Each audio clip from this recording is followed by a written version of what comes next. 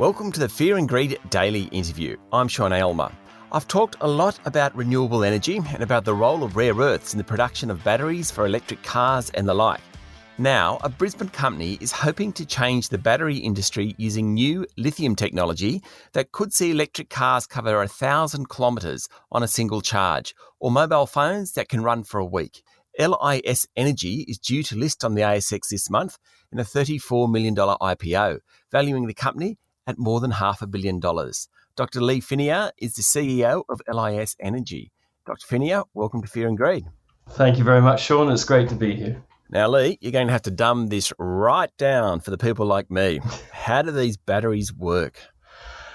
Okay, well, first of all, as you've said, the world needs a better battery, and that's because lithium-ion batteries are hitting the top of their theoretical energy capacity. They just can't hold anything more. What we've done is, instead of using the graphite and the heavy metal oxides in lithium-ion batteries, we've used lithium metal and sulfur in a thing called a lithium sulfur battery. And they have up to 5 times the theoretical maximum energy capacity of a lithium-ion battery. I won't bore you with all the details of exactly how they work, but to be clear, obviously to have a very high energy capacity, you have to have a very energetic battery, and the lithium and the sulfur inside the battery, historically, they've been around for 20 years or so, but no one's ever managed to get them to last long enough in terms of the charge-discharge cycle life. Right. They fail after maybe 50 charges and discharges, and that's been the challenge with lithium-sulfur batteries so far, which has mean that they're not in your phone, they're not in your car, they're not in your drone, for example. So how have you somehow stabilised the lithium-sulfur batteries to make them usable? That is a fascinating question, and luckily we benefited from over 10 years of work at Deakin University's Institute of Frontier Materials, who recognized a couple of years ago just how far they'd come in this area. That they set out to build a lithium-sulfur battery with all the benefits of lithium-sulfur, with the cycle life, the longevity of a lithium-ion battery, and that's what they've managed to do. So what we've done is to bring that forward and work with them to, I guess, extend and develop that technology that they've done in their research. And we use a material called boron nitride nanotubes, which is a little bit like carbon nanotubes, but built with boron nitride instead of carbon.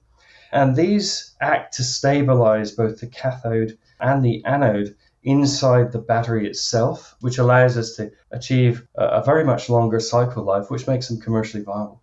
Now, Lee, I don't even know where this next question is going to make sense, but I've started down the rabbit warren, so why not keep going? You're talking about boron nitride nanotubes. Yeah. So what is it, the actual chemical reaction between the different elements that allows it to stabilize? Like, without being specific about the elements, after 10 years of work on this, Is it that it's the mix of chemicals that allow it to be more stable? It's actually something a little different to that. We call them BNNTs because, like you, we don't like saying boron nitride nanotubes all the time, so call them BNNTs. Yep, fair enough. They've got some amazing properties. They're 100 times stronger than steel, but they're also what we call a nano insulator. They're very thermally conductive, but they insulate electricity. So what we've been able to do is both take advantage of their mechanical properties in terms of their strength, physically stabilizing the battery, but also their nanomaterial and insulative properties as well. So essentially enabling us to stabilize the sulfur cathode, stop some of the chemical reactions that were causing issues, and also stop a thing called lithium dendrite formation. They're little spikes that can grow on the anode over time, which can cause short circuits. And we've been able to mitigate all of those things, which has been tremendous. And fair play to Deakin University, because they've done all this work before we've even got involved. And then more recently, we've just pushed it on over the last couple of years. So how big a change will it be then, the lithium sulfur rather than the lithium-ion battery? Well, the main thing about lithium-sulfur is it's such a lightweight battery. Sulfur, lithium, and carbon, they're all lightweight materials compared with all the heavy metal oxides that you have in your lithium-ion battery. So to put it very simply, for the same weight of battery, for example, in an EV, you could get over 1,000 kilometers out of it instead of hundreds. For a drone, it could fly for an hour or more rather than just minutes. The fact is, because we're carrying so little weight and carrying so much energy, that we can deliver a lot more energy to any device per kilogram than you can with a lithium-ion battery. So you're about to list on the ASX. What stage are you up to? So you've developed the product. Are you marketing it at the moment? What stage are you up to?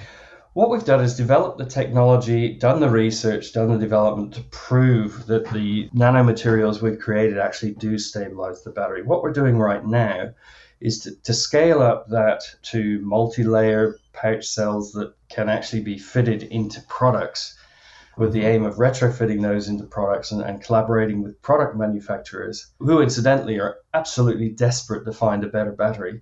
Yeah. And then having built that demand, then we expect to be able to move forward with those product manufacturers to license that technology to battery manufacturers to be able to produce the batteries that could really change the world. So it's really the holy grail, though, of electronics is batteries, battery storage, from electric vehicles through to smartphones, isn't it? It really is. And we rely on them more and more every day. And we're trying to move to a cleaner environmental world. That's the whole reason for example, the EV revolution that's happening to us over the next 5 to 10 years. The European Union has recently legislated to ban the sale of petrol and diesel cars by 2035. So that there is a real demand out there. But the other thing about lithium sulfur is that we don't need the cobalt, nickel, manganese, all those rare earth and heavy metals that have to be mined at the moment to produce lithium ion batteries. And also when it comes to recycling, we don't have to, because we don't have those metals in there, we don't have the problem of those ending up in the environment if they're not properly recycled or in the water table of our environment in our communities. Okay, stay with me, Lee. We'll be back in a minute.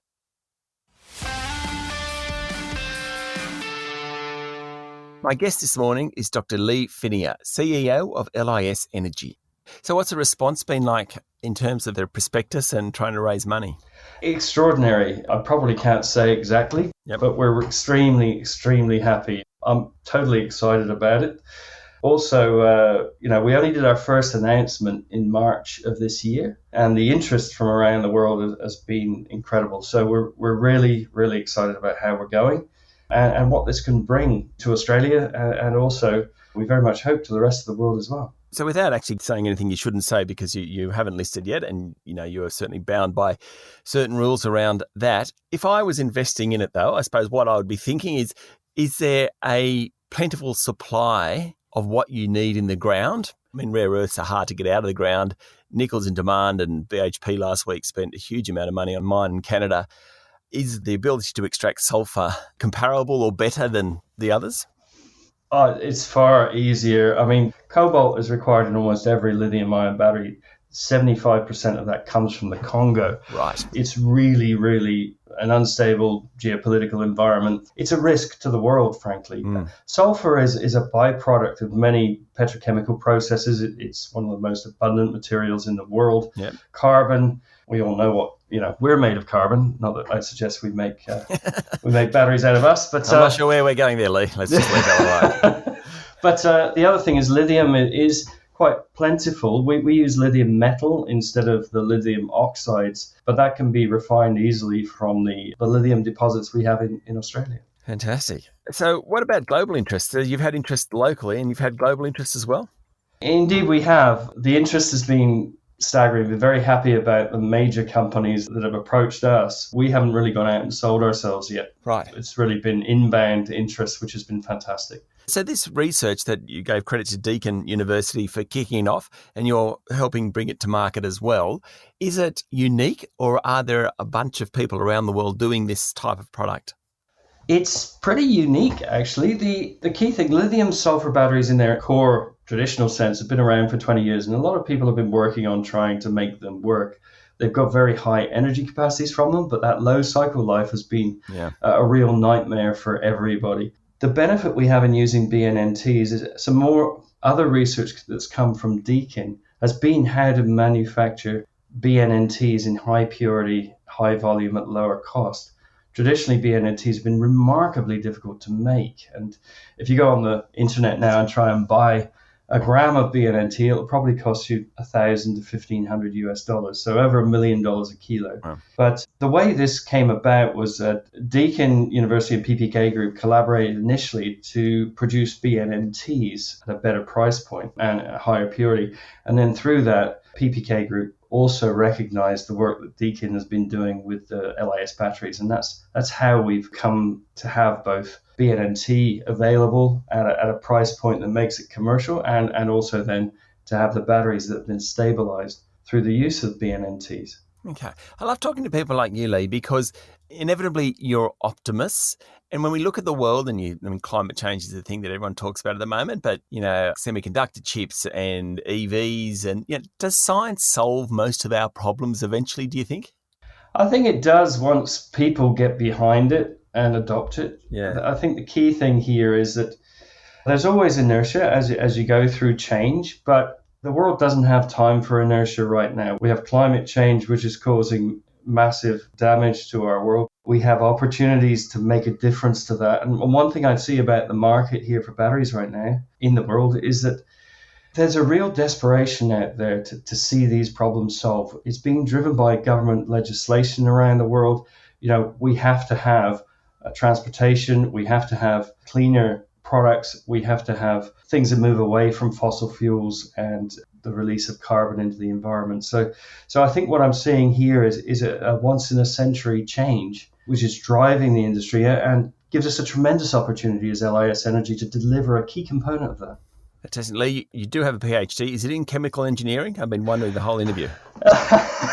No, it's not. It's my first degree was civil engineering, so right. You'll hear concrete and steel analogies from me a lot. But my PhD is in artificial intelligence and geographic information systems. So I've had over 25 years leading high technology companies, both in my field and beyond it, particularly with multidisciplinary engineering companies as well. So a good history in how to herd the cats and corral people into delivering an outcome. Yeah. Lee, thanks for talking to Fear and Greed. No problem at all. Thank you very much, Sean. That was Dr. Lee Finniear, CEO of LIS Energy. This is the Fear and Greed Daily Interview. Join me every morning for the full Fear and Greed podcast with all the business news you need to know. I'm Sean Aylmer. Enjoy your day.